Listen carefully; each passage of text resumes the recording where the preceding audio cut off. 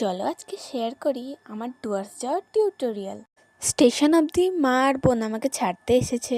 এটা যেহেতু আমাদের স্কুল এক্সকারশন, তাই সবাই সবার গার্জেনের সাথে শিয়ালদা পৌঁছাবে। শিয়ালদা বাজারে ঘুরতে ঘুরতে আমি এই ঘড়িটাও কিনে ফেললাম। ঘড়িটা আমাকে মা পছন্দ করে দিয়েছে। শিয়ালদা বাজারটা এত বড় আমি ভাবতে পারি।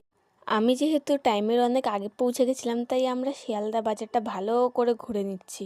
আমার জিনিসটা তো হয়ে গেছে, কিন্তু মা একটা ফ্লাক্স খুঁজছে। কিন্তু সেই ফ্লাক্স সারা শিয়ালদার বাজারে ঘুরেও আমরা খুঁজে পাইনি।